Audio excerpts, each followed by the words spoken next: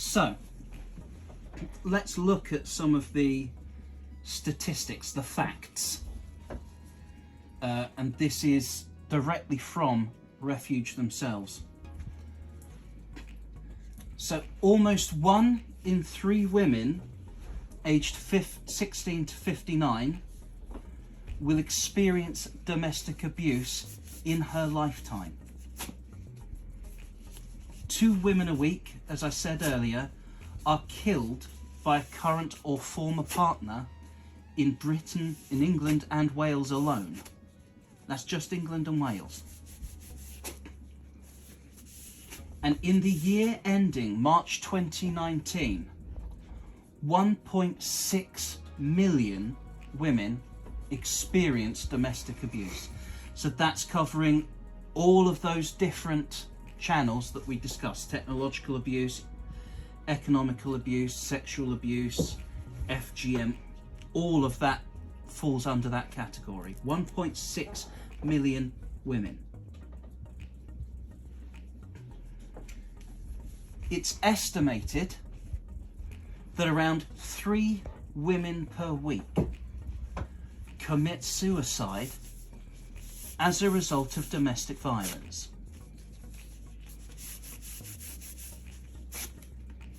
Women who experience domestic violence are twice as likely to experience depression. That's come from the World Health Organization. 40% of homeless women, state domestic violence is a contributor to their homelessness. So 40% of women who are homeless as a result of domestic violence towards them.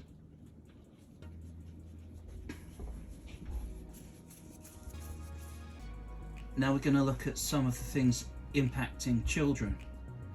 So 20% of children in the UK have lived with an adult perpetrating domestic violence. 62% of children in households where domestic violence is happening are also directly harmed. This is something, again, Refuge is not purely there to help women suffering as a result of domestic violence. They're also there to help children as well. So again, if you have any concerns, if you fear that a child is at risk, you can talk to Refuge. They will provide aid and help. Now, between 2005 and 2015, 19 children in 12 families were killed by violent fathers who had been allowed to see them through formal and informal child contact arrangements. And again, this is something that Refuge is aware of and that they are trying to prevent. Interesting fact, but perhaps not surprising, sadly. Domestic violence gets worse during pregnancy. It's estimated that 4 to 9 in every 100 pregnant women are abused during their pregnancy or soon after the birth. And 20% of women in Refuge's services are pregnant or have recently given birth when they go to Refuge for help. Looking at domestic violence and young people, because we've spoken about children, we've spoken about women, but teenage girls also experience domestic abuse at an alarming rate. 1 in 2 young women have experienced controlling behaviour in an intimate relationship. I'll say that again, 1 in 2. That's 50-50. A third of young women said how a controlling partner had treated them, prevented them from living their life.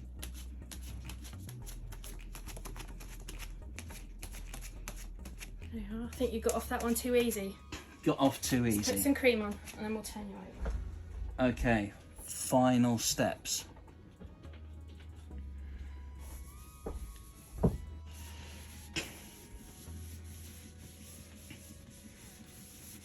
So, 1 in 3 young women say that they find it difficult to define the line between a caring action and a controlling one.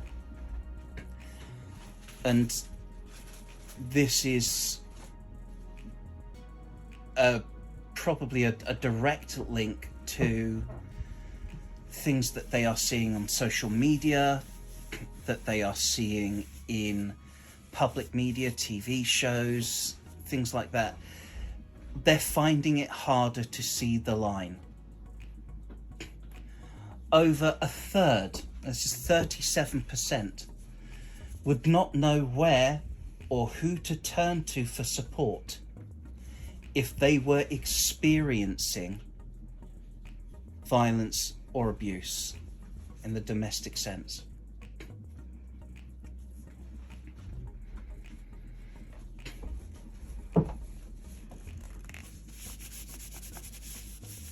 I'm pausing so you get the good one. Oh my God, that is not fun. Oh, 41% of UK girls aged 14 to 17 in an intimate relationship experienced some form of sexual violence from their partner. I'll say that again without laughing, and I'm only laughing because I'm in pain. This is not funny. 41% of UK girls aged 14 to 17 in an intimate relationship experienced some form of sexual violence from their partner. 59% of girls aged 13 to 21 reported in 2014 some form of sexual harassment at school or college in the past year.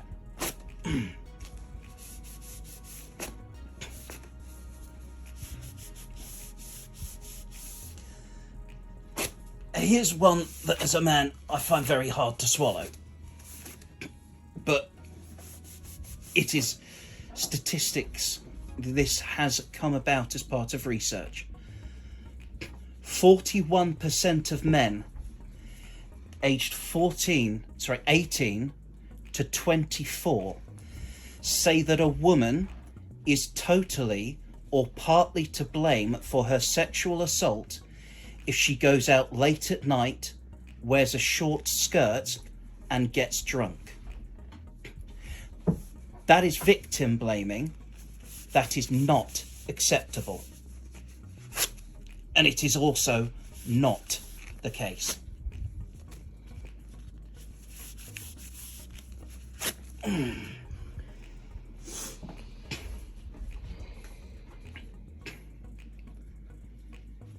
In the year ending March 2018, 9 times more women than men were killed by their partner or their ex-partner.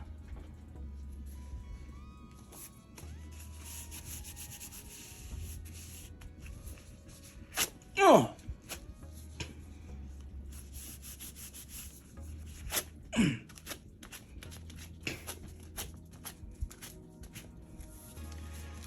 Are we having fun yet? Women experience domestic violence with much more intensity. 89% of people who experience 4 or more incidents of domestic violence are women.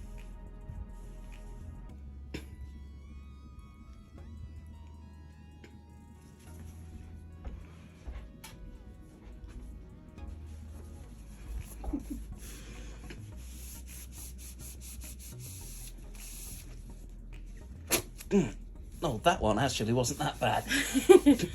Despite the fact that women are 3 times more likely to be arrested for incidents of abuse, Crown prosecution data shows that 93% of defendants in a domestic abuse court case are male, and 84% of the victims are female. So despite the fact that women are 3 more times likely to be arrested for abuse, 93% of the defendants in court cases that do make it to court are male, and 84% of those victims are female. That is unbelievable.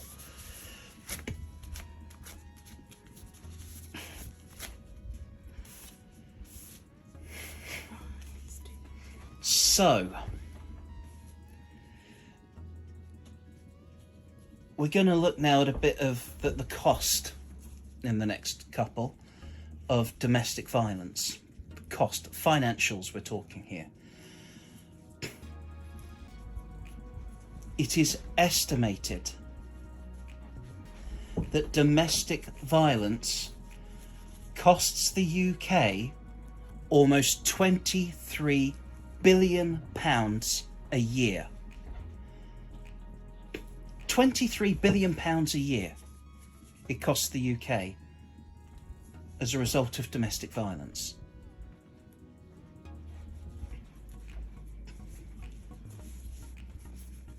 And this is the total cost of domestic violence to the state, to employers, and to victims.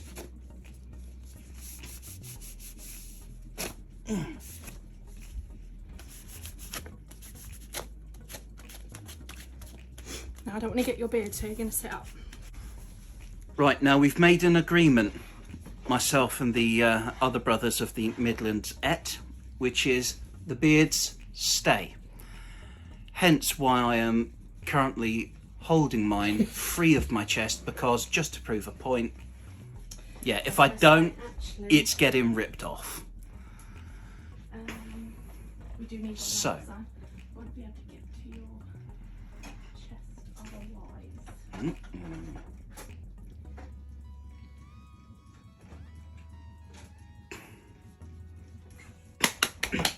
So, after a jump cut, we have the latest in beard design. Beard styling. And again, this is just to make sure that what's being waxed is on the chest, not on the face.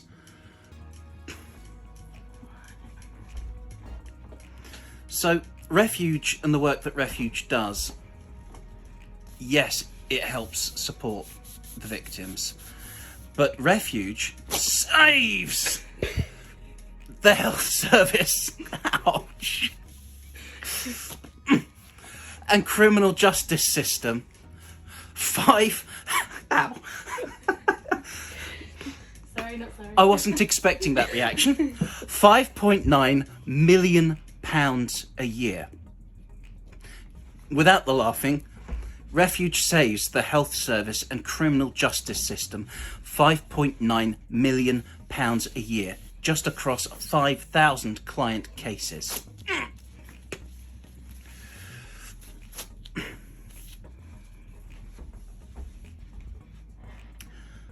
Ow.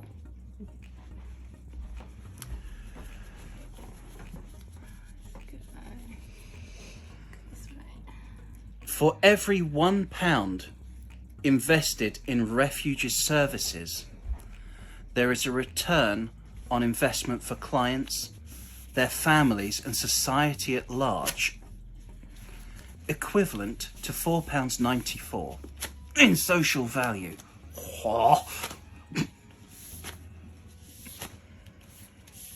It's worth it, it's worth it.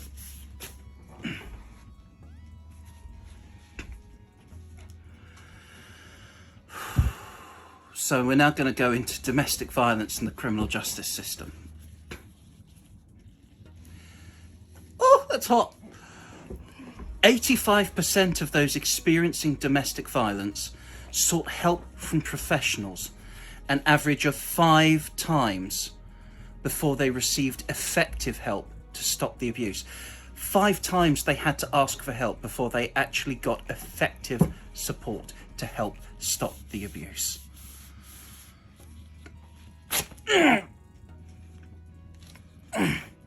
The police receive a domestic violence related call every 30 seconds. Oh, God almighty. Yet it is estimated that less than 24% of domestic violence crime is reported to the police. We may just have to pull some of those out and get after pictures just so you see the damage done. Right. Let's go there. My The beard. overwhelming majority of domestic abuse cases are not prosecuted. Very few domestic abuse related crimes reported to the police will end in conviction. In the year ending March 2019, there were 1.32 million domestic abuse related incidents and crimes reported to the police. Of these, 746,219 were deemed by police to be domestic abuse related criminal offences. So of 1.32 million, the police deemed only 746,000 thereabouts to be a criminal offence. I was preparing for that one. In the year ending March 2019, there were only 78,624 prosecutions and 60,160 convictions for domestic abuse related crimes.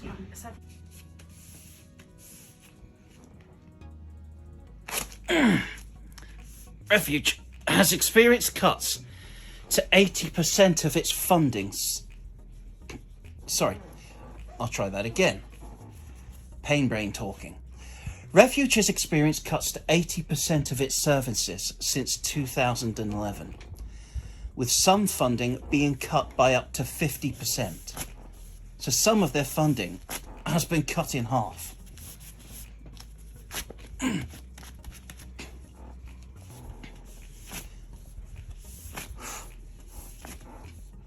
See, the last bit's not so bad. Clean up.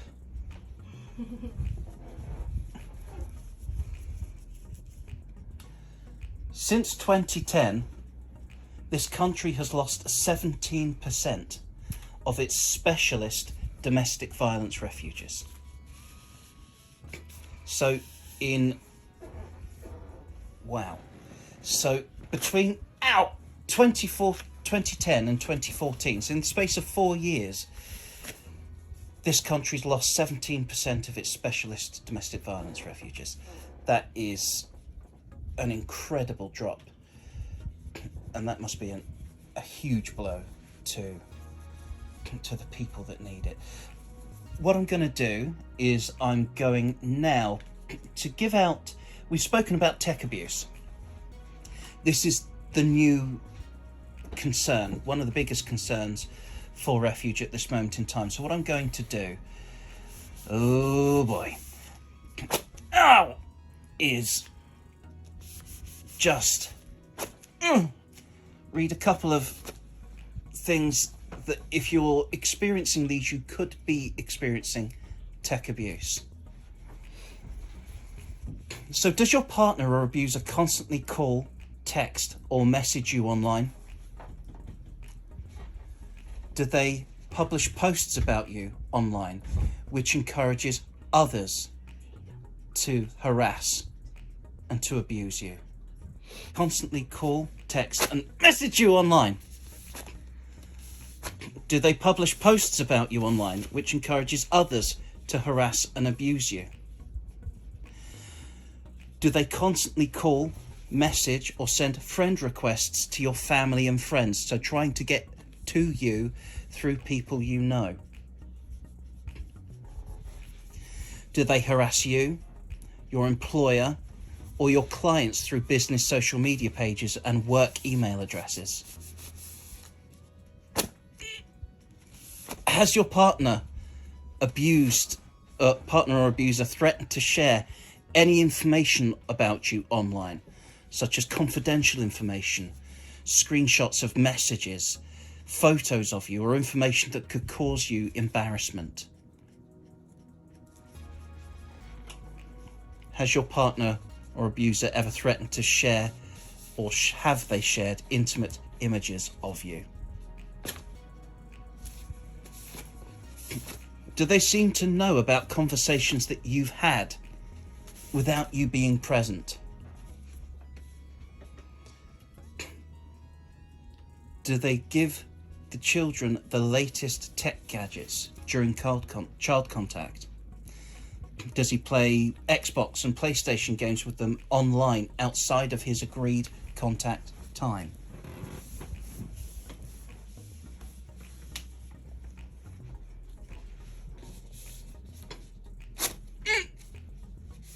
Oh, hell.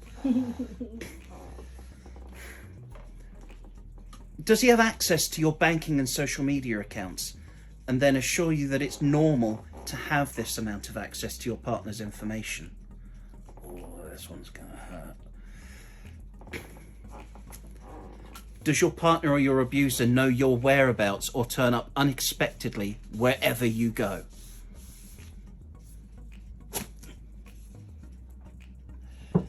Does your partner, I was preparing for that one, or abuser stalk and harass you via fake social media profiles? And has your partner or abuser installed any apps such as Find My iPhone onto your device? Has he assured you that this is for your safety in case you lose your phone? If you answered yes to any of those, you might be experiencing domestic abuse. This is a crime. It's never your fault. And you do not have to deal with it alone. Refuge have a nationwide tech abuse and empowerment service, and they have support that they can offer to survivors.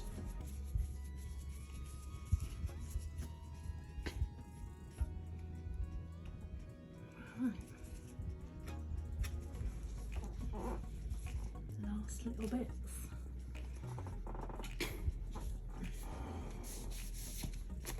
Ouch.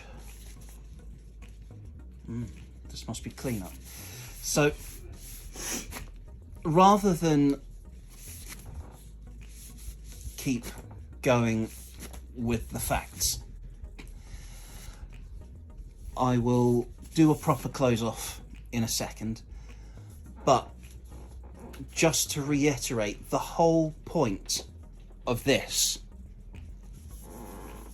the waxing, the wincing, the whining like a dog, all of this, and saying these facts and these points and giving this advice while going through this, is that you should not suffer in silence. Speak out. If you're being hurt, if you're being abused, if you are being controlled or oppressed, it is an offence. There are people who can help. You do not have to suffer in silence. You shouldn't suffer in silence. Suffering in silence not only hurts you, but it also hurts Refuge's ability to help other people who are in your situation. Raise your voice, make it heard, talk and get help.